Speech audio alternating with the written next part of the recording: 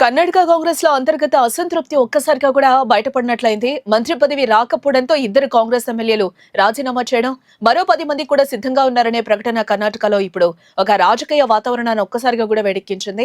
DK Shivakumar నేతృత్వంలోని cabinet విస్తరణకు ముందే మొదలైన అసంతృప్తి ఇప్పుడు కాంగ్రెస్ ప్రభుత్వానికి కొత్త తలనొప్పిగా కూడా మారింది. అసలు ఏం జరిగింది? ఎవరు రాజీనామా చేశారు? కేబినెట్ విస్తరణపై ఈ పరిణామాల ప్రభావం ఏంటి అనేది తెలుసుకునే ముందు వేద టీవీ న్యూస్ ని తప్పకుండా సబ్స్క్రైబ్ చేసుకోండి. కర్ణాటకలో కాంగ్రెస్ ప్రభుత్వం అధికారంలోకి వచ్చిన తర్వాత చాలా కాలంగా ఎదురు చూస్తున్న కేబినెట్ విస్తరణ ప్రక్రియ చివరికైతే పూర్తయింది. ముఖ్యమంత్రి డీకే శివకుమార్ నేతృత్వంలో కొత్తగా 20 మంది కాంగ్రెస్ ఎమ్మెల్యేలు మంత్రులుగా ప్రమాణ స్వీకారం చేశారు. ప్రాంతీయ సమతుల్యత, సామాజిక సమీకరణాలు, రాజకీయ ప్రాతినిధ్యాన్ని దృష్టిలో పెట్టుకుని ఈ జాబితాను కాంగ్రెస్ అధిష్టానం ఖరారు చేసినట్లు పార్టీ వర్గాలు చెప్తూ ఉన్నాయి. అయితే ఈ విస్తరణతో అందరికీ సంతృప్తి ఏం కలగలేదు. మంత్రి పదవి వస్తుందని ఆశించిన కొందరు సీనియర్ ఎమ్మెల్యేలు తీవ్ర అసంతృప్తిని వ్యక్తం చేశారు. అందులో ముఖ్యంగా ఇండి నియోజకవర్గ కాంగ్రెస్ ఎమ్మెల్యే యశవంతరాయ గౌడ వి పాటిల్ తన శాసనసభ సభ్యత్వానికి రాజీనామా చేయడం జరిగింది. ఆయన తన రాజీనామా లేఖ డిప్యూటీ స్పీకర్ రుద్రప్ప లమాణికి అందజేసినట్లు కూడా సమాచారం.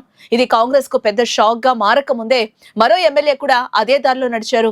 సాగర్ నియోజకవర్గ కాంగ్రెస్ ఎమ్మెల్యే బేలూరు గోపాలకృష్ణ కూడా తన పదవికి రాజీనామా చేస్తున్నట్లు ప్రకటించడం జరిగింది. మంత్రి పదవి ఇవ్వకపోవడంపై తీవ్ర అసంతృప్తి వ్యక్తం చేసిన ఆయన తమతో పాటు మరో 10 మంది ఎమ్మెల్యేలు కూడా రాజీనామాకు సిద్ధంగా ఉన్నారని చెప్పారు. అయితే ఆ వ్యాఖ్యను ఇప్పటి వరకు ఇతర ఎమ్మెల్యేలు అధికారికంగా అయితే ధృవీకరించలేదు.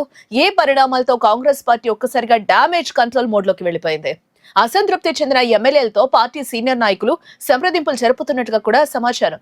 ప్రభుత్వ స్థిరత్వానికి ఎలాంటి ఇబ్బంది లేకుండా సమస్యను పరిష్కరించేందుకు ప్రయత్నాలు కొనసాగుతున్నాయని పార్టీ వర్గాలు కూడా చెప్తున్నాయి. కేబినెట్ విస్తరణలో చోటు దక్కని పలువురు నేతలు కూడా తమ అసంతృప్తిని పరోక్షంగా వ్యక్తం చేస్తున్నట్లు రాజకీయ వర్గాల్లో చర్చ అయితే జరుగుతుంది. కాంగ్రెస్ లో ప్రాంతీయ, కుల, వర్గ సమీకరణాలు చాలా కీలకంగా ఉండడంతో ప్రతి కేబినెట్ విస్తరణ సమయంలో ఇలాంటి అసంతృప్తి సహజమేనని కొందరు విశ్లేషకులు కూడా అంటూ ఉన్నారు. అయితే వరుసగా రాజీనామాలు జరగడం మాత్రం పార్టీకి ఇబ్బందికర పరిణామంగా మారింది.